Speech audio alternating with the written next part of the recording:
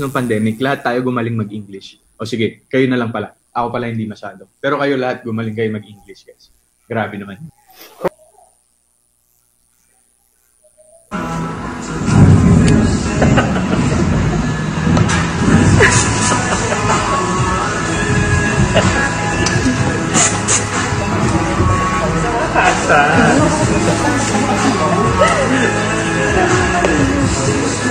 Yes, girl, yes. Welcome back mga kaaldab. Ito na naman po ang inyong lingkod, si Mr. Destiny. At magbibigay po tayo ng pinakamainit na update po ngayon sa social media. Hindi na naman po nila gusto, sigurado yung mga ibabalita ko po at iparirinig po sa inyo. Huwag po kayong maniniwala sa mga kumakalat ngayon na kinasal na si Maine Mendoza at si Mr. Spotted. Huwag po kayo doon magpapaniwala mga kaaldab. Ang dami po ngayon na pumupunta sa channel ko. Ang dami ngayon nagtatanong, Mr. Destiny, totoo nga po ba ang issue na yan? Medyo nakakagulantang, nakakagulat dahil yung iba hindi daw alam yan. Yung iba nagsasabi baka totoo naman po raw yun, etc. etc. Yung tipong ganun mga kaaldab. Sabi ko nga po sa inyo, depende na lang yan sa mga magre-react. Depende na lang yan sa mga taong magko-komento, magsasalita, di po ba? Basta sa akin lang mga kaaldab, basta pumunta naman po kayo sa channel ni Mr. Destiny, 101% updated po kayo. Ano man po yung mga nababalitaan po natin, agad-agad naman po yan pag-uusapan. Etong issue na to mga kaaldab, hindi po ito ipa-private. Totoo yan. Never po, ginagawa lang po ito ng mga armin at mga ilang nagpapasikat sa YouTube, gumagawa ng mga trending para sila po yung tutukan, sila yung pagpiestahan. Mainit po kasi talaga yung Aldab eh. Hindi po ba? Real talk mga kaaldab. Kaya sa mga nagsasabing hindi daw ginagamit sila Mengay at Tisoy, malaking kalokohan po yan. Sinasabi nila sikat na nga po daw yung mga artista na ililing kay Mengay at kay Alden. Real talk to, hindi po totoo yun. Unahin natin si Rhea. Sikat ba yan? Kumbaga nagkaroon na ba ng maraming award yan? Kaya nga po dinidikit niya si Mengay sa kanya dahil may show siya. Para yung iba tignan kung baka magbigay pa siya ng update patungkol kay Mengay. Parang mahal lang yan di po ba? Si Maha biglang dumami yung followers niya. Simula ng, although may followers na siya, baka may mag-react May followers na po siya, marami na rin. Pero mas dumami po. Alam niyo kung bakit? Kasi si Maha po updated siya. Gaya ko mga kaaldab na nagpa-follow rin ako kay Maha dahil nagbibigay din siya ng update patungkol kay Mengay. Kaya nag-click po siya. Ito yung isa sa nakikita ko na ginawa po ni Rhea Atayde para makakuha ng simpatya. Di po ba? Bakit nga po niya ngayon nagngangawa? Bakit po siya naglabas ng mga komento kay Mr. Spotted? Bakit nung nakaraan tahimik? Ba't hindi po siya? Kasi nga po may show. Di po ba? Yan yung katotohanan na masasabi natin na talagang totoo. Antimano kapag may pelikula di po ba? Gaya nga po ngayon may pelikula si Mr. Spotted. Siyempre dinidikit niya po si Mengay.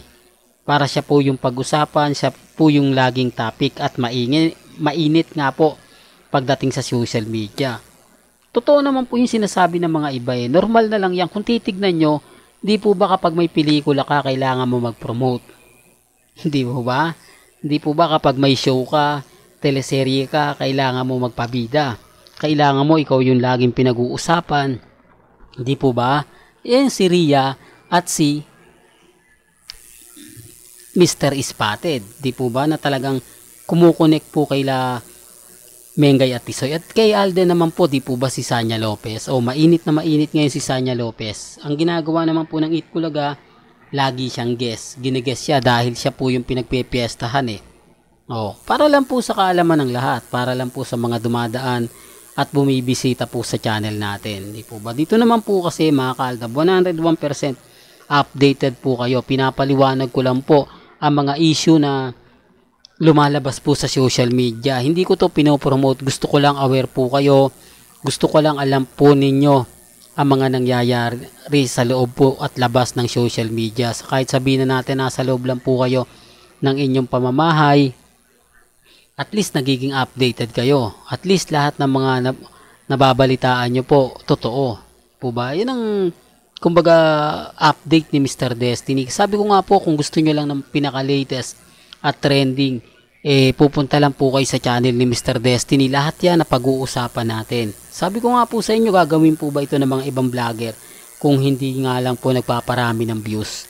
Hindi naman po sila masasabi mong true-blooded Aldab Nation na katulad po natin na mas maraming alam.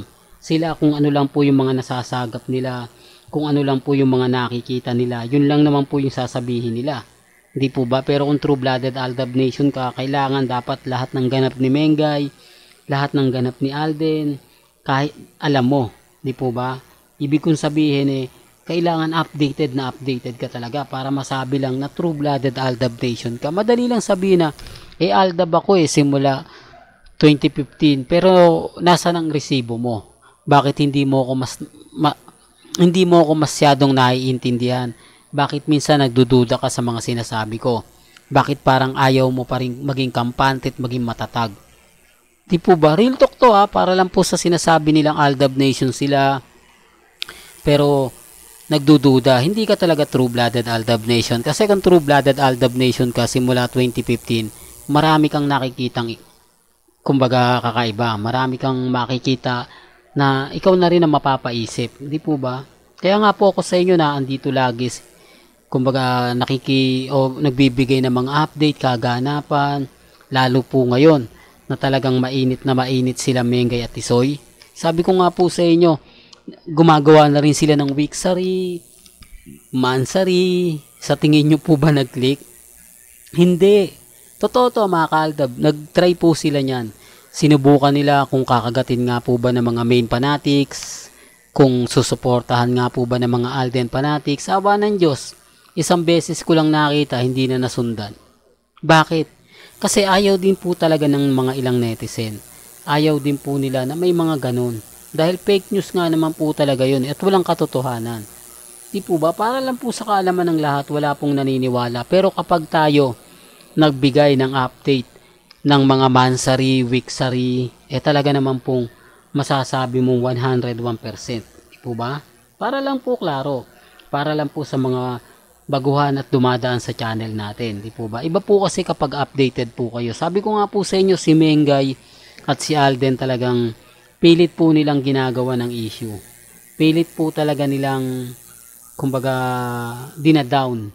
Yung tipong kailangan natin basagin sila, kailangan natin itong gawin dahil pag dumating yung point, mahihirapan tayo pag umalagwa na.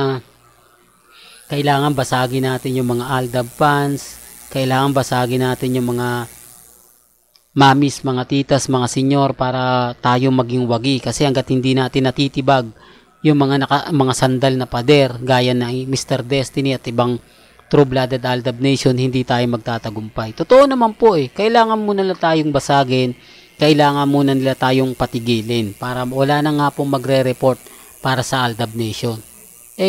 Sila po yung gumagawa ng fake news, tayo po nagbibigay lang ng mga balita at 101% resibo at ebidensya na hindi po nila magawa.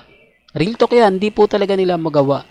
Well, hanggang dito na lang po ang ating latest updates. Kaya kung gusto nyo pa po ng pinaka-latest at sariwang update, abay tutok lang po kayo lagi dito po sa channel ni Mr. Destiny para updated po kayo sa mga latest at sa mga bagong video po na ilalabas po natin. Kaya kung bago ka lang sa channel na to at isa kang true-blooded Aldab Nation na nagmamahal po kina Mengay at Tisoy, tama po ang channel na pinuntahan mo. Kaya consider na po kitang bagong subscriber. At huwag mong kalimutang i-share ang mga video po natin sa mga mami, sa mga titas, at sa mga senyor. Hanggang sa muli, salamat po sa panonood at pakikinig.